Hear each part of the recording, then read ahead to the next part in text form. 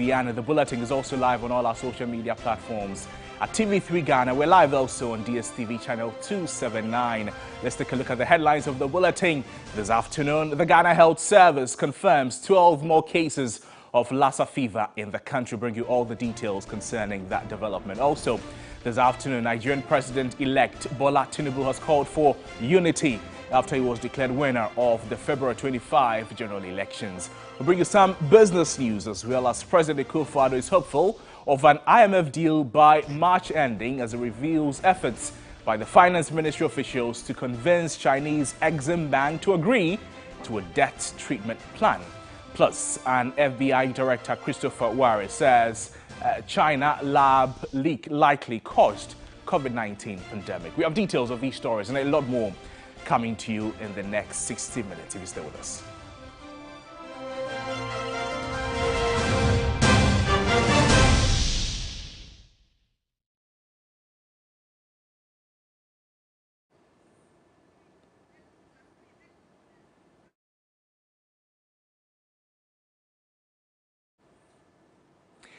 Let's start off the bulletin with a story. We're taking you to the latest concerning the happenings in Nigeria. And Nigerian President-elect Bola Tinubu has called for unity after he was declared winner of the February 25 general elections. Tinubu, a former governor of Lagos State, will take over from outgoing president from the same APC party, Muhammadu Buhari, who is ending his second four-year tenure. Tinubu faces challenges ahead, including the Tinubu Islamist insurgencies in the northeast, armed attacks, killings and kidnappings. Also looking at conflict between livestock herders and farmers. Cash, fuel and power shortages will all be challenges that Tinubu is likely to face. Let's hear from Komla Kiche from Nigeria.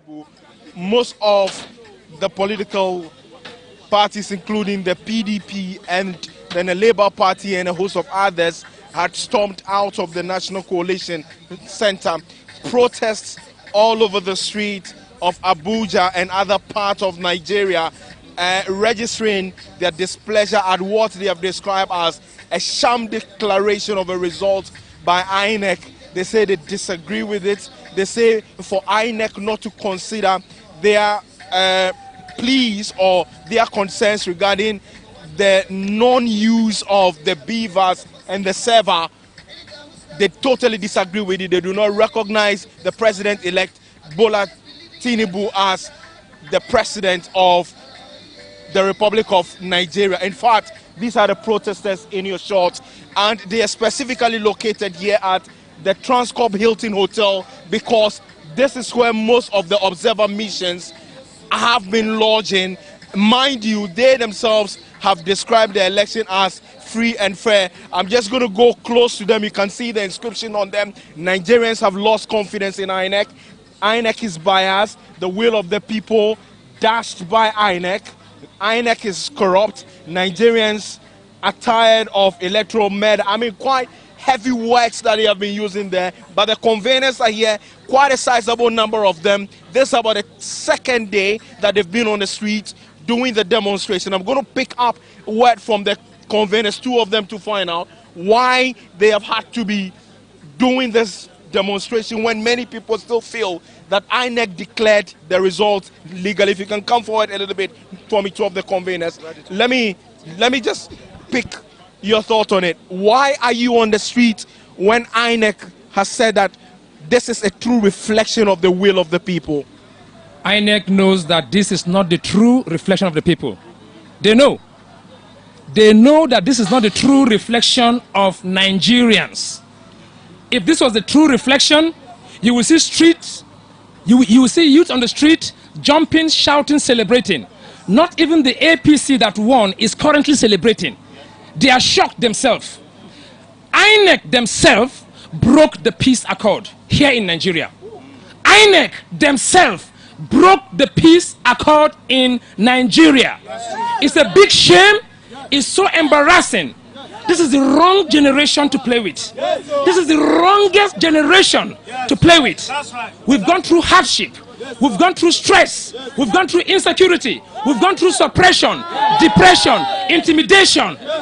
We cannot give up at this point. The battle has just begun. This is not the youth. This is not the generation to actually play with. The contract was simple. INEC chairman told the whole world in Chatham House, in Abuja, in Lagos, that the beavers, it was going to work. That was why educated Nigerians, even the ones that never went to school, Muslim, Christians, Yoruba, Hausa, Igbo, Fulani, some flew back from diaspora. Some came back to Nigeria to vote, to exercise their franchise, only for us to realize when they saw that some parties were leading the APC, what they did was simple. They switched off the beavers. And they began to do what happened in 1999. 2000, they rigged the election. There was no election. I was in Northeast. I was in Maiduguri, Borno State. I took videos. I took pictures. I went to over 35 polling units myself with my cameraman. It's a shame what happened. So whilst at all of this, the law requires you to take legal redress. INEC has opened that door of opportunity that you could take legal redress. Let me get your thought on it. You have that opportunity. Instead of being on the street, you have the opportunity to go to court. Would you rather not seek legal redress than being on the street, increasing the temperature in the country? You know when you say we're on the streets, this is our home. The streets are our home. Yes. The streets are where we get justice. Yes. Let me tell you, may his soul rest in peace, Dayo Atoye Ariye. Every day was camped in the National Assembly because first of all he raised the alarm that ABC wanted to remove electronic transmission of results from the Electoral Act that was being transmitted to the president. We fought it. We got the National Assembly to put that electronic transmission of results in the Electoral Act. So it is a function of the law. Now, INEC and the INEC chairman by itself, over 150 times, you can Google it, promised and swore to Nigerians that there will be electronic transmission of results. We have had by-elections. We had the Osun election. We had the Edo election in 2020. We had the Anambra elections. Before 12 o'clock that night, even though it was one state, everybody could tell where the election was going to because results were uploaded directly from the polling units. Okay. Now, listen to me. The Act, the Electoral Act, the guidelines INEC procured for its own, written by INEC itself, says that by the time you are doing collation, you must check the beavers to see that the numbers that have been uploaded tally with what you are writing in your report result sheet.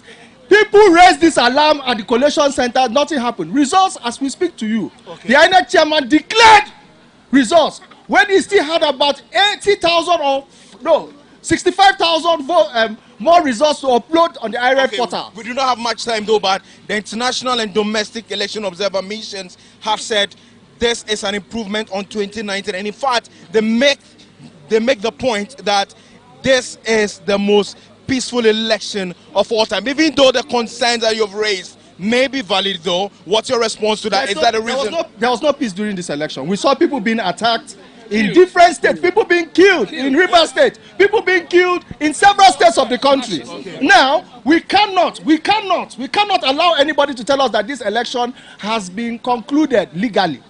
Because the laws, the constitution, the guidelines of INEC have been breached by the INEC chairman himself. All right, I appreciate that. Let me pick a final word from you. For how long are you going to be here doing the protest at the environment where most of the diplomatic community are?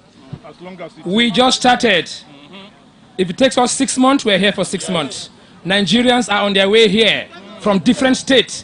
Justice must be done. It's simple. And so these are the concerns of the Citizens United who are protesting the result. In fact, I must tell you, Crosby, across Abuja, there's very little celebration going on. Not many people are celebrating the declaration of the APC as the winner of the 2023 general elections. It remains a very fluid one anyway, but then we'll still continue to monitor the situation and bring viewers up to speed on it. Back to you in the studios. updates from Nigeria. We know that the Nigerian Independent Electoral Commission has declared the APC's Bola Ahmed Tinubu as the winner of the 2023 general elections, and protests have begun on the streets in Nigeria, this time directed at INEC that it did not collate the results properly. A lot of anger is building up in the Nigerian country. We'll be following up on that. But in the meantime, let's speak with Dr. Joshua Bantho, his partner and head of transfer pricing group at Anderson in Nigeria, joining us at the moment. Doctor, grateful for your time with us on the program. The election results have been declared. There's a president-elect in Nigeria. Now, barring any court action, and if things go without that action, Bola Tinubu is due to be sworn in as president of the country. If that happens, what challenges lie ahead of him? Clearly, there are a lot of challenges that Tinubu's administration is going to face. First and foremost, you heard from his acceptance of victory speech talking about unity. This was a highly contested, election. Very different from the past ones, because in the past it was a two-party system. You had two parties going against each other, and you're going to have a sizable number of the nation supporting one or the other. But this was a three-pronged competition. In fact, you can even argue that it's four. And if you look at how Peter Obi was able to take a platform that was unknown, such as Labour Party, and make it so competitive, especially with youth in the urban areas, all right, then clearly it leads to some level of division. So I think his very first, challenge would be to bring the nation together, to solve the challenges that the nation faces. The second obvious problem is insecurity issues that has been going on a little bit, whether it's insurgency or it's one group of people, attacking others when it comes to the farming areas and those that deal with livestock. He has to address all those stuff. And if it comes to the oil sector, we see vandalism, oil theft, and all that leading to the Nigeria producing way less oil, crude oil than they should. The quota from OPEC is 1.7 million barrels per day, and they are doing less than 1.3 million barrels per day just because of oil theft, vandalism, and so on and so forth. So these are clear challenges. The third aspect is purely economic, right? You look at the economy today, globally, we know inflation is a challenge. The January data inflation is 21.81. There was some kind of relief when in December, we had a slight slowdown in terms of the inflation rate. It moved from 21.47 in November 2022 to 21.34 December 2022. So we thought that it was tapering off. But in January, it went back up to 21.81. You need to deal with inflation. And to deal with inflation, that means that Central Bank of Nigeria is implementing what we call contractionary monetary policies. That has an adverse effect of not helping stimulate the economy. So they need to deal with inflation so that they can start stimulating the economy. Now, the current information we got in terms of GDP growth rate was a bit uplifted, because in the Q3 of 2022, GDP growth rate was 2.25, which was lesser than the population growth of 2.5. But they closed the year a bit better. Q4 was around 3.52. And so the whole year as a whole grew at 3.31, slightly lower than 2021, but a bit better. So I think there are a lot of headwinds. However, if Tinubu can bring the nation together, come up with clear policies. If you look at his manifesto, it talks about infrastructure development, having a public sector, private sector partnership to actually make sure that those infrastructure development are done. And especially with AfCFTA, which is Africa Free Trade Continental Agreement, if he's able to achieve some of those things he's promised from an economic point of view, then Nigeria can really stand tall in terms of making a difference across the region. Right. If Doc, not, then they lose some advantages. Okay. On the flip side, Doc, if these things are things that Tinubu has to address or to take charge of, taking into consideration the slowly rising temperature of the country after the declaration of the results, if that, is prolonged for a certain period of time, how does it, if you like, frustrate the effort of the president-elect to having his foot on the ground in dealing with the challenges he just spoke to us about? Yeah, I mean, what is in his advantage is the fact that he's not taking over immediately. I mean, it is up to the mid-year. So I think the outgoing President Buhari has a responsibility of toning down tempers, from now till then. You understand me?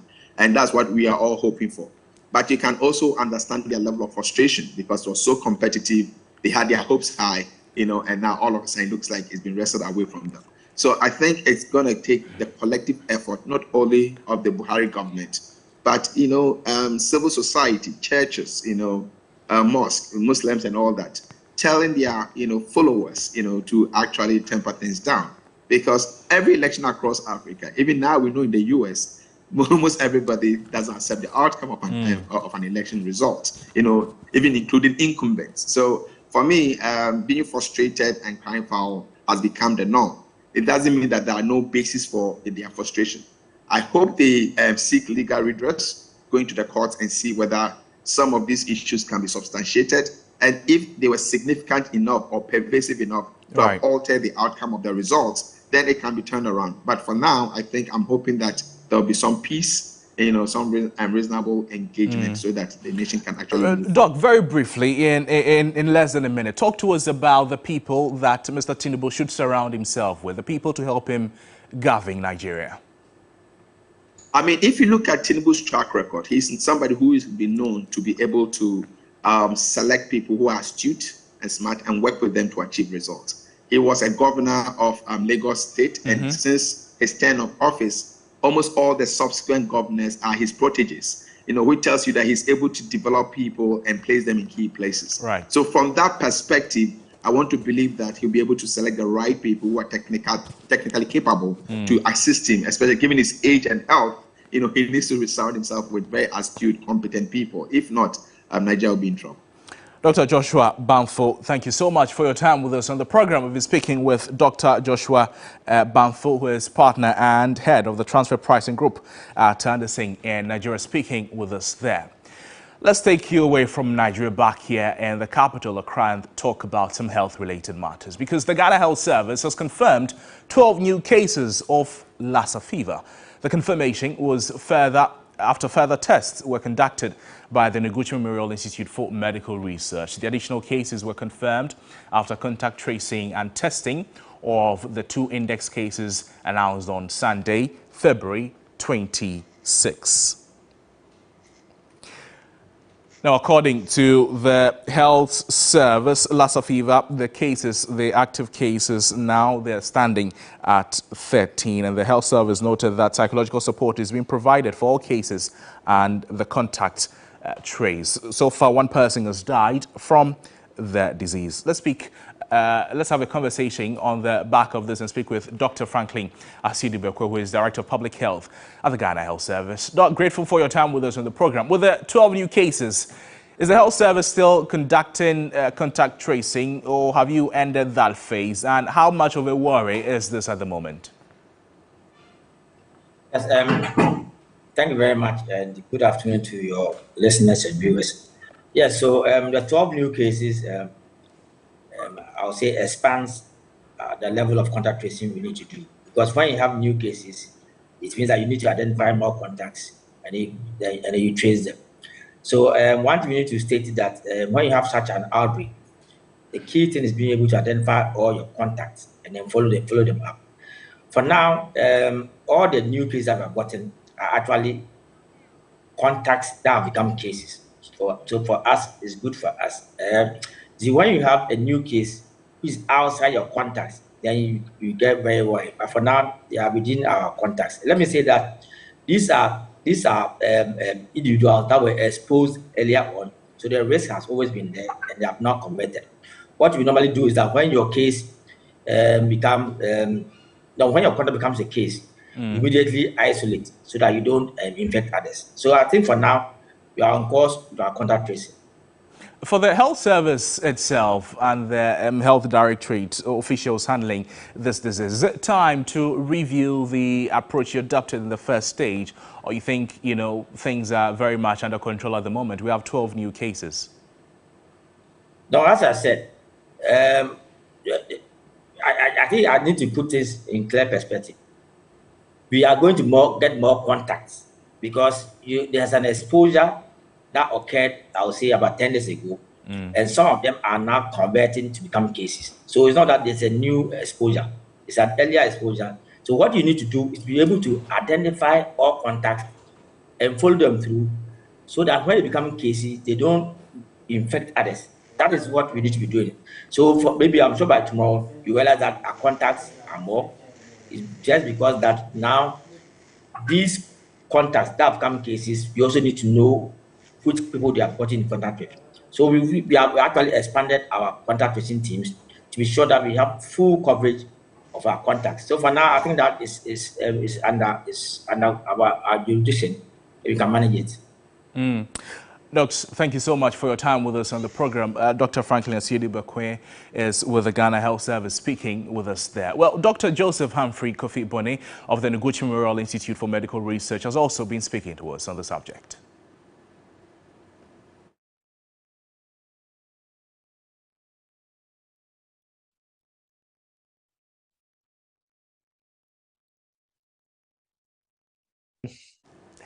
Of the nature of how the disease spreads.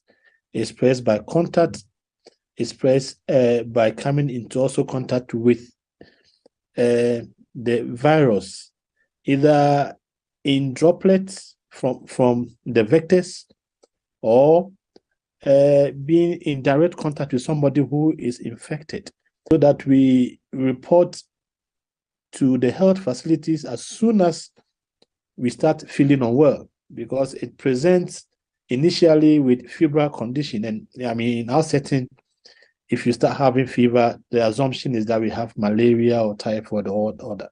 But if you know that within your community or your immediate environment, you have confirmed cases there, you don't have to wait when you start feeling unwell. You have to go to the nearest health facility for them to do a proper examination. The Ghana Health Service has sent an alert, and this in the alert, I mean, they describe how the disease presents and what they should look out for. So I'm very sure that they have been sensitized enough to be looking out for that. But when it comes to where I work, that is Noguchi, I think will be in place to be able to handle the cases that will come. We have an outbreak. That means for these kind of diseases, we call them the viral hemorrhagic fevers. Even one case constitutes an outbreak. So longer there's an outbreak, we have to be careful and take the necessary precautions. So anytime we have any condition that is febrile, and we know that we are living in areas where we have these conditions confirmed, I think we need to be in a haste to go to the hospital or the nearest health facility for us to be examined. Well, as the country has recorded 13 cases of the Lassa fever virus, it is proper that we remind you of the mechanisms that the Ghana Health Service has put in place to reduce the spread of the disease and protect yourself at home. The Ghana Health Service is urging you to avoid contact with rodents. We're talking about mice, rats and others. Also ensuring good environmental hygiene and institute measures such as storing grain and other foodstuff in rodent-proof containers, disposing of garbage far from home, maintaining clean households and keeping cats to prevent rodent infestation. This may be a good time for you to get a cat in your home if you want. Also avoid contact with blood and body fluids while caring for sick persons. So these are just a few of the measures that the Ghana Health Service wishes to remind you of so you protect yourself from the Lassa fever virus. 13 cases have so far been reported or confirmed in the country. The sad part is about 80% of the cases are asymptomatic. So you're advised that immediately you have symptoms of fever, please visit the nearest health facility. Now, away from health, minority MPs in Parliament have insisted that they will not accept the laying of a new constitutional instrument by the Electoral Commission until a number of considerations have been made to the draft constitutional instrument. This was after the Electoral Commission chair and the National Identification Authority had briefed Parliament on Tuesday on the new constitutional instrument for the elections in 2024. Meanwhile, the EC has insisted the guarantor system of the National Identification Authority is more robust than that of the Electoral Commissions. Total votes cast in Ghana 2020 was 13,432,857. She says that 10 million people use Ghana card. It means that some 3.4 million use other references other than Ghana card, where their votes illegitimate and they did undermine our democracy. I thank you. You have that law, and therefore, if people came in using their passports or came in through the window of the guarantor system or used their Ghana card, those who came in using their passports or the guarantor system cannot be classified as illegal, because at the time it was the law. Under this law, we are saying that you cannot come in through the guarantor system or use a passport to prove your citizenship. The number of persons who registered using the vouching system and who were challenged was 15,478. 478. Mr. Speaker, today, in her speech, the chairperson of the EC is now saying that she was able to expunge, or the EC was able to expunge 40,000 minors and foreigners from the register during the registration exercise. Can she honestly reconcile the two figures for us in this house? If you look on that sheet, you will find that 32,762 people were successfully challenged during the registration process under the DRLC. And in our records, we have an additional 7,000 plus who were challenged. And these 32 were successfully challenged because they were either minors or foreigners. The National Identity Register Amendment Act of 2017 has made provision for the National Identification Authority to also use a guarantor system. So why are you running away from your guarantor system to embrace a guarantor system that the National Identification Authority is using? The NIA guarantor system is more robust because they have persons who come through swearing an oath, whilst we don't. Secondly, those who serve as guarantors have their details attached to the registrant's application. Mr. Speaker, we cannot take assurances as the basis for us to have a Ghana card. We still have time. Let them go and solve the issues relating to the issuance of the Ghana card first. Until then, Mr. Speaker, we are sorry to say that we cannot be part of that. We can never be part of that. Mr. Speaker, secondly, we are aware that the Ministry of Finance and the government owes the service provider $117 million.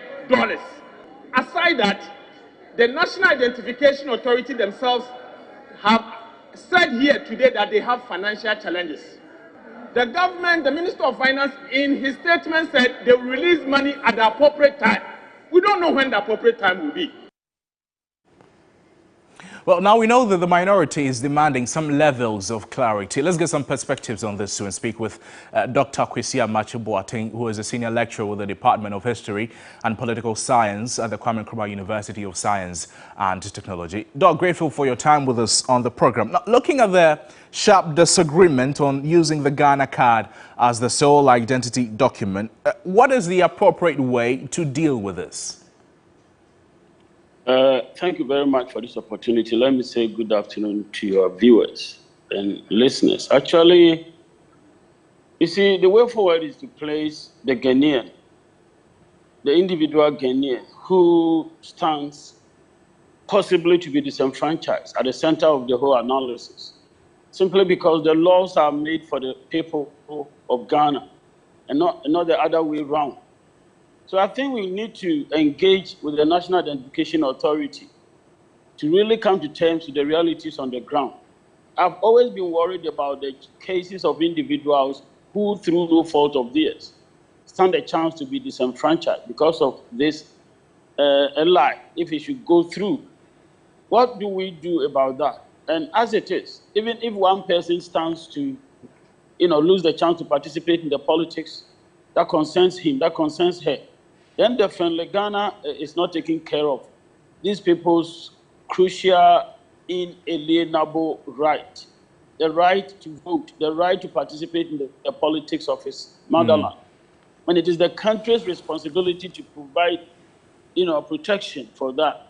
So granted that currently we're working with assurances, and we can't really place, ourselves on it. We can't, come all out and say that yes, these assurances are airtight. They're going to be borne out, and so let's move forward.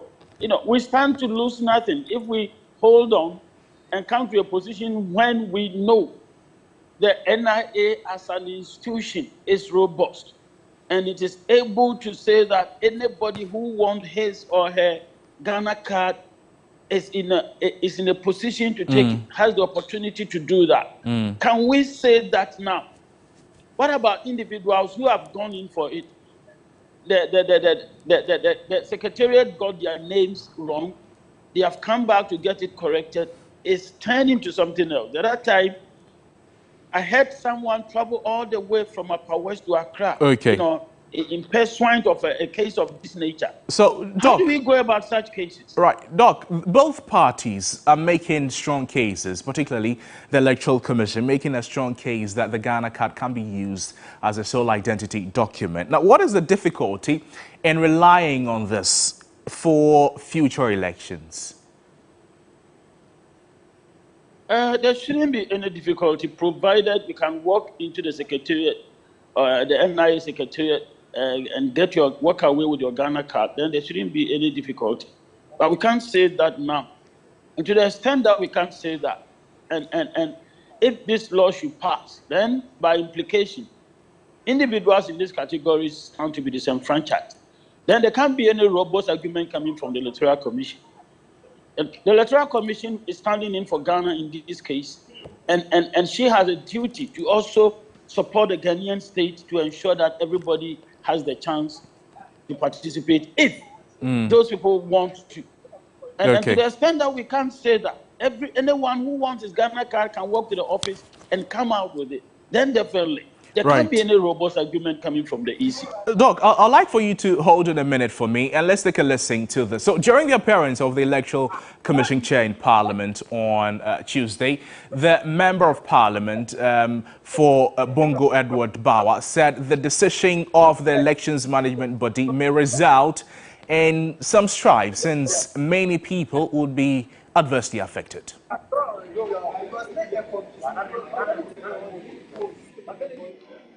If you will observe very clearly, on election matters, consensus building is key, because that is what prevents conflicts. Côte d'Ivoire is just by us here. By virtue of the fact that laws were passed to create the impression that others were not citizens, created problem in Côte d'Ivoire. Afarijan handed over to Charlotte. Charlotte gave it to you. This country was in one piece. This country was in one piece. If this country goes to war because of this, it will be on your head. It will be on your head. If this country goes on... Continue.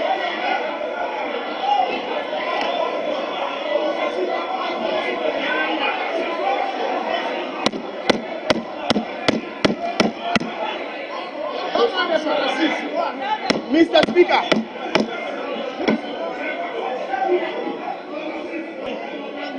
Mr. Speaker, you recall that in 2006, when the Honorable members, please, there are some things you don't say, and there are some things you don't do. So, I don't know how you put this. This may be a word of caution from the Bongo MP to the Electoral Commission, if you like. But Doc is still with me on the line. Doc, let's talk about the consequences if this is gone ahead with. What could we be looking at if this happens? No, the issue is, who is pushing us to go that far now? And why should we do that? What are we doing that for? and whose interest is being served? Why should the EC have a special understanding of the system than any other person? Why should the EC have an interest that should be different from that of the people of Ghana? And can the EC stick its neck out and say that come 2024, on the day of elections, the NIA would have been able to deliver such that anybody who wanted to vote would be in a position to vote? Can the EC do that? Can we trust the Ghanaian state when it promises to give money out? When the same Ghanaian state only yesterday came to say that Ghana wasn't going to the IMF, we are there. When the same state came to say that there was going to be no haircut, people have Sakura cuts. Can we trust the Ghanaian state? Can we trust institutions in Ghana? Can we trust the NIA as speaking objectively to the issues before us? I don't think we should take any such thing for granted. If you weigh the issues at stake, the possibility of anyone becoming disenfranchised is higher than any other consideration. Right. It should be the first thing that every Ghanaian should be interested in and should be working to protect. So if you don't do that, you have some other interest that is really, counterproductive, and that will not serve the good cause of Ghana. That will not be addressing the public good. Dr. So Bashir, that is thank what you. the MP was speaking to. Thank you. You're welcome. Thank you so much. Dr. Kwesi Amakye Boateng is a senior lecturer with the Department of Political Science at the Kwame Nkrumah University of Science and Technology, speaking with us there. Let's take our first break at this point. We're back with more stories. This is still Midday Live. My name is Noble Crosby, and stay with us.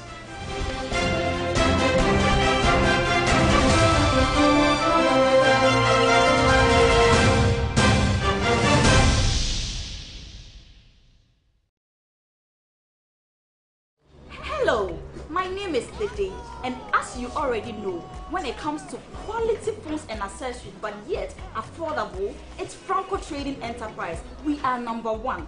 We have television set from 24 inches to 65 inches, Franco air condition from 1.5 horsepower to 2.5 horsepower. We have mobile phones, iPhones, Nokia, Samsung, Huawei, Infinix, Alcatel, and accessories like phone protectors, phone covers, pen drive, hard drives. We have skilled personnel who will serve you as you wish.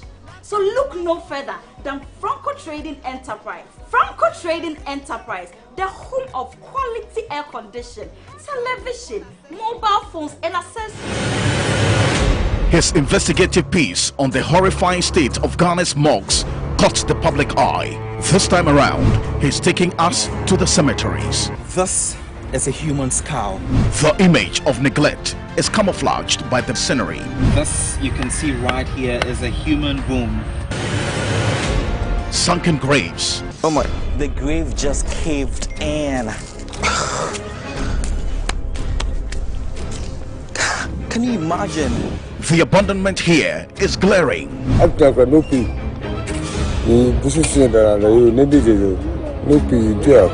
Health experts are troubled. Somebody is not doing his or her duty. It's not supposed to be like that. Journey with Godwin Asediba as he reveals a heart-wrenching story on Ghana's creepiest cemeteries. Is the dead truly resting in peace or in pieces? No Rest in Peace, showing March 1 at 9 p.m. on TV3, TV3 Ghana across social media and 3news.com. Let's go, let's go. Go back, go back. Kubani. 3FM Gobe Festival. Gobe Festival. Gobe Festival. Gobe. 3FM. Gobe. Gobe. Gobe. Go go go go go go. Gobe. Let's Gobe. Gobe Festival. Yekoti Gobe. Yekoti Gobe. Yekoti Gobe.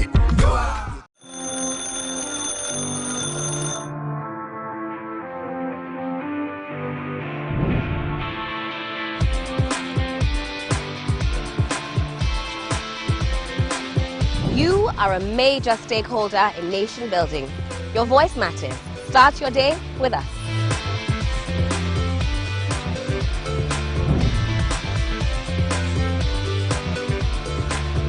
We simplify the conversations, break down the jargons and technicalities.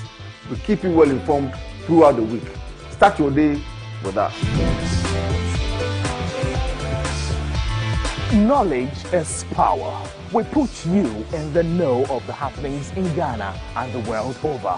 The main reason why you need to start your day with us. We give the leaders the mandate to govern our affairs. We have a responsibility to hold them to account. It begins here. Start your day with us. Good morning, Ghana, Africa, and the rest of the wonderful world. Welcome to Sunrise on 3FM 92.7. Start your day well informed. Start with us on Sunrise on 3FM 92.7. Catch the all-new Sunrise Morning Show with me, Johnny Hughes, Helen Apiampofo, William Asiedu, and Noble Crosbyan. Weekdays from 5:55 a.m. to 10 a.m. only on 3FM 92.7. Your urban lifestyle radio.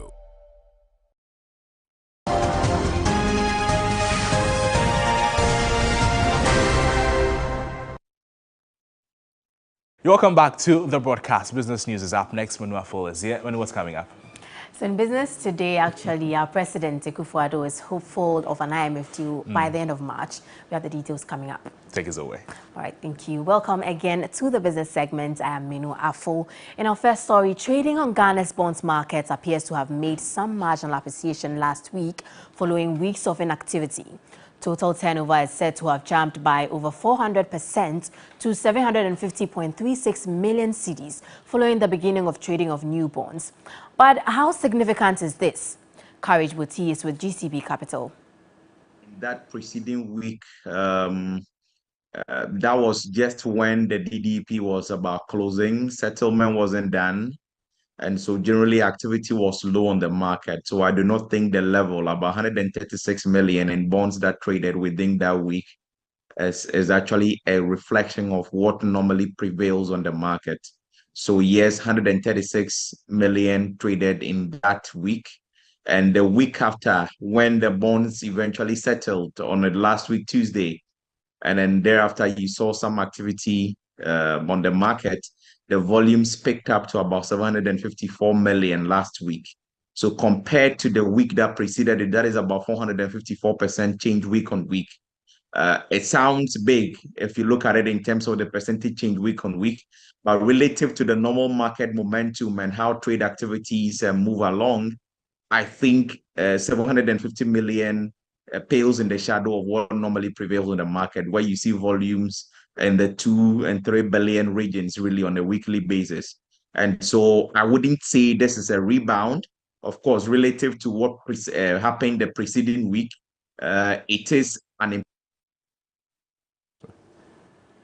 We'll move a bit away from that and talk about Ghana's situation with the IMF, because as it stands, President Akufo-Addo is hopeful of securing a board approval for Ghana's bailout program with the International Monetary Fund by the end of March. The president said the finance ministry has been in successful talks with officials of Chinese Exim Bank in Accra to get China to agree to be part of the debt treatment that government is seeking to secure with external creditors. China, which Ghana owes 1.7 billion cedis, have refused to be part of a creditor committee to discuss Ghana's external restructuring. The president was speaking during a program with ambassadors at the Peduase Lodge. Just as we managed to achieve a staff-level agreement with the fund in record time in December last year, whose terms we are systematically fulfilling, including the difficult but ultimately highly successful process of the domestic debt exchange program.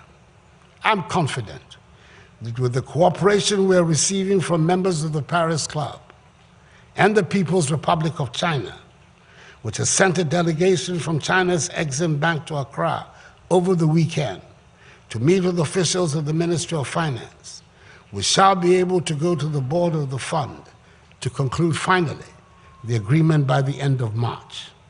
This will set the stage for the strong recovery of Ghana's economy. Needless to say, we would hope that all Ghana's friends would weigh in with words of support at the fund. Meanwhile, economist Professor John Gachi says securing IMF board approval for Ghana's much-wanted bailout by March ending is not feasible. Looking at the outstanding creditor issues, the Dean of Business School at the University of Cape Coast said governments may have to make some concessions first. He spoke to 3 Business.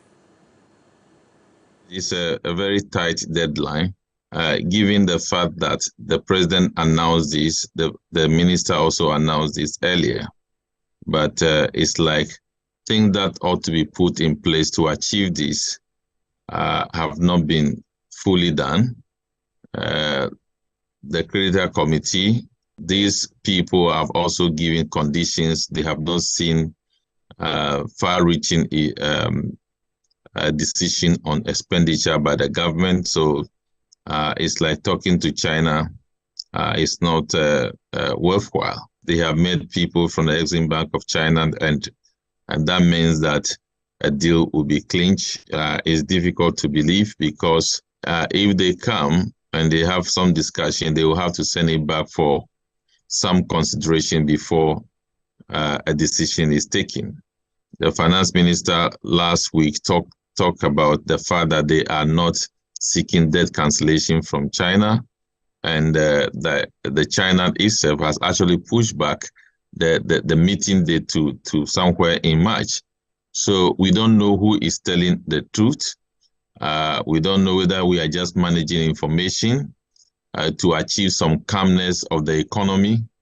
That is not very clear.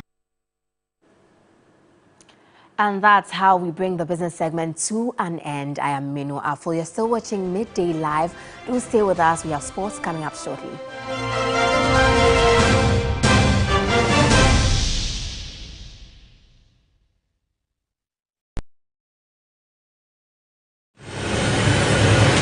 His investigative piece on the horrifying state of Ghana's morgues caught the public eye. This time around, he's taking us to the cemeteries. This is a human skull.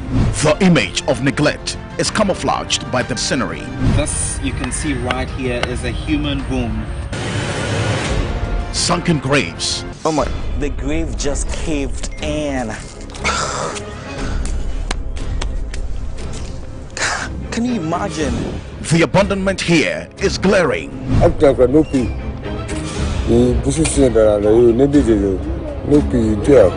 Health experts are troubled. Somebody is not doing his or her duty. It's not supposed to be like that. Journey with Godwin Asediba as he reveals a heart-wrenching story on Ghana's creepiest cemeteries. Is the dead truly resting in peace or in pieces?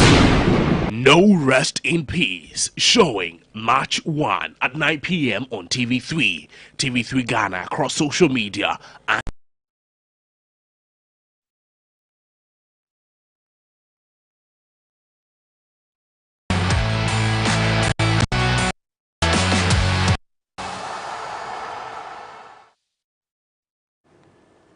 Well, sports news is up next, and Alaji Ampofo, Malam Uriku has joined us. What's coming up?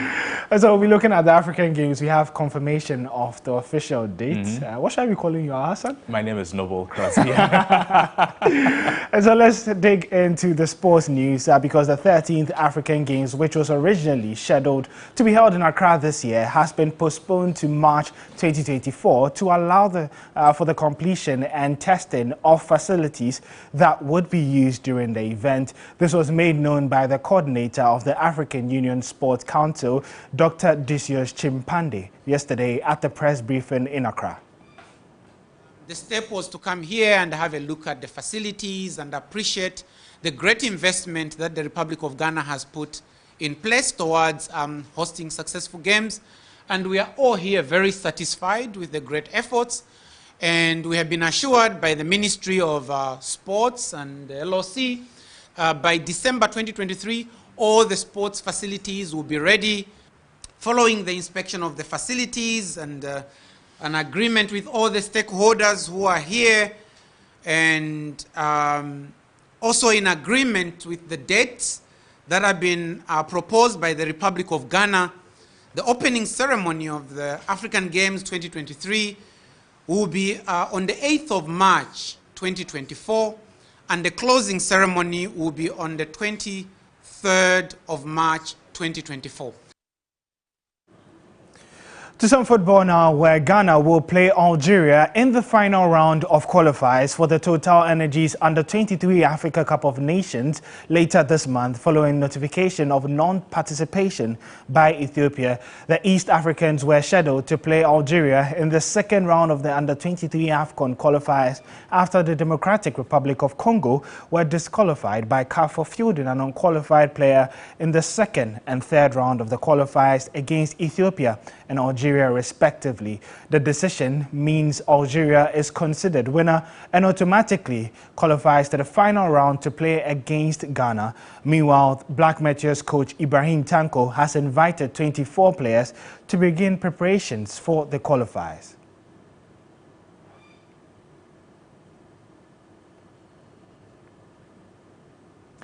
Let's head to the Ghana Premier League because there's a big fixture coming up this afternoon, and that's the Ga-Manche Derby. But there would also be other games, including Asante Kotoko versus Bechem United. Berekum Chelsea also hosts Summertex. Table toppers Adriana would be looking to extend their lead when they host Ken Faisal, and then BBN Gold Stars are home to Shatriman. Kerala United host Accra Lions. Kotoku Royals play against Dreams FC. Legon Cities host Tamale City, whilst Hearts of Oak would be facing Great Olympics in the Manchester Derby that will be bringing you much later on in the evening news. And then Real Tamale United face Mediama Sporting Club.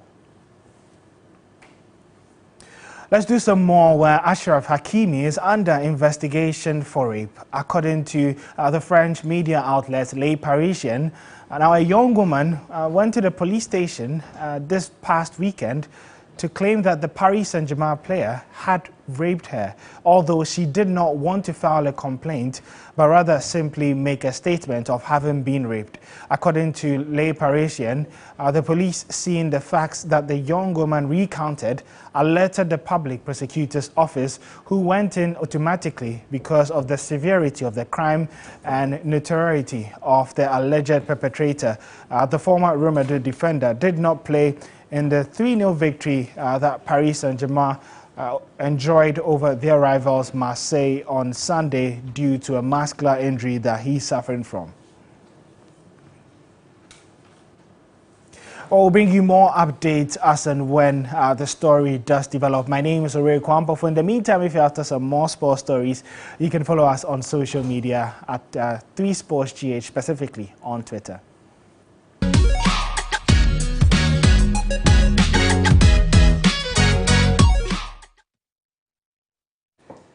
So gone by is sports. Coming up next is entertainment. Ajwa, what do you have for us? Well, Ghana Month has started. The celebrations have started. New Day kicked off really well today. So we're giving some insights and, urging people to taste Ghanaian food because it is the ish. So coming up more in entertainment. This month of March, the focus is Ghana, the celebration of our rich Ghanaian culture through food, clothes, drinks, and the exploration of our tourist attractions has officially kicked off. And here on TV3, we're not being left out.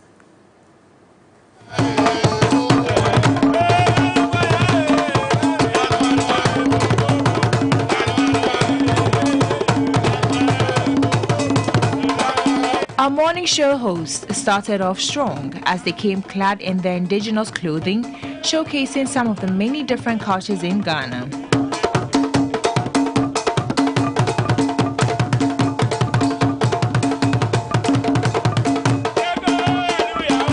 What were you doing exactly? I wasn't watching. What did you do? Upper Tampa. Then I was This was really a rehearsal ground for all three of us. Welcome. It is Ghana Month. We're out of bread. That means that we don't exercise, right? So let me take over. Please take your bread. It's Ghana Month. We have Fridays in this month. Five of them. Yeah. And as we always do right here on TV3 New Day, we're making sure that we have some great reflection of our traditions but how we've also transitioned from those traditions to the modern day. Yep. Yes, indeed. And today we're all representing different regions. Of course, we have 16 regions. We cannot represent all 16 at once. And I'm sure that as we move along, like we've done in the past, we will not only represent what they wear, but what they eat. I mean, basically everything about our unique cultures. And so look forward to that. The indigenous rhythms and dance crew heavily represented the dance aspect with a cultural display inculcating movements and rich sounds from the drums and other instruments. It's a month-long celebration of our uniqueness and a call for all to explore Ghana and its regions. Well, moving on to some more stories, the This is Africa Festival, a project aimed at attracting tourists from the diaspora to the central region, has been launched in Cape Coast. The festival, slated for December 2023, looks to put spotlight on tourist attractions in the region and attract investments to drive economic growth. Come December, we will have what we call This is Africa Festival. This will ensure that tourism dollars that comes out of what we call GH in Ghana, that brings all these top artists to Ghana from America. It does not stay only in Accra. It comes to the regions starting from Cape Coast and Central Region. From December 1st through to December 31st, we will have activities all across Central Region, not only in Cape Coast. All across Central Region to make sure that when these numbers come, our hotels are full here in the Central Region. When this tourist comes, our ice water sellers are making some money from it. Our partners across the street are making money from these tourists who come here. Tourism dollars is amazing because it doesn't only stay at one place. Everyone is able to enjoy from it. Well, on that note, happy Ghana month. Don't forget to eat, wear, and see Ghana. That's how we wrap up on entertainment here on Midday Live. My name is Noella Crosby. Over to you. Thank you so much for bringing us the latest in the world of entertainment, Noella. Let's tell you this. Now, imagine visiting the grave of a loved one and seeing parts of the human skeleton rising to the grounds.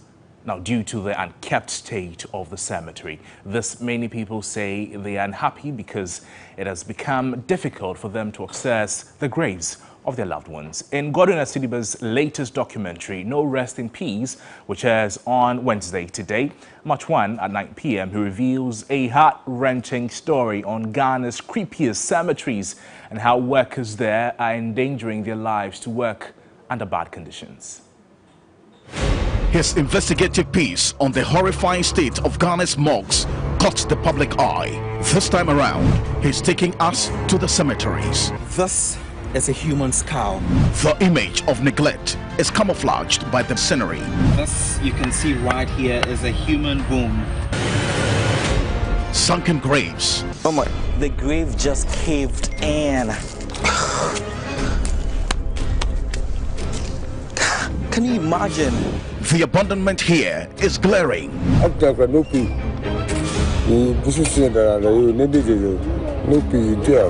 Health experts are troubled. Somebody is not doing his or her duty. It's not supposed to be like that. Journey with Godwin Asediba as he reveals a heart-wrenching story on Ghana's creepiest cemeteries. Is the dead truly resting in peace or in pieces? No Rest in Peace, showing March 1 at 9 p.m. on TV3, TV3 Ghana across social media and 3news.com. Well, you don't want to miss that documentary here on TV3 and all the social media platforms on TV3 at TV3 Ghana. Let's bring you some international news before we take leave of you. As FBI Director Christopher Wray has said that the Bureau believes COVID-19 most likely originated in a Chinese government-controlled lab. It is the first public confirmation of the FBI's classified judgment of how the pandemic virus emerged. In response, Beijing accused Washington of political manipulation.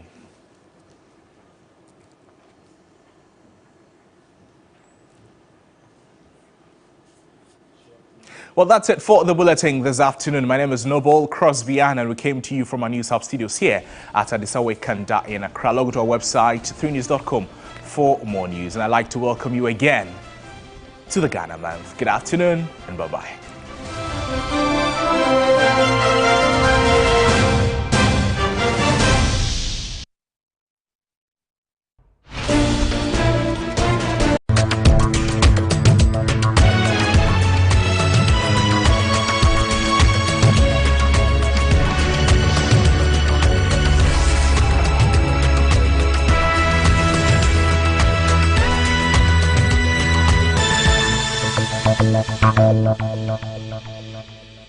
This program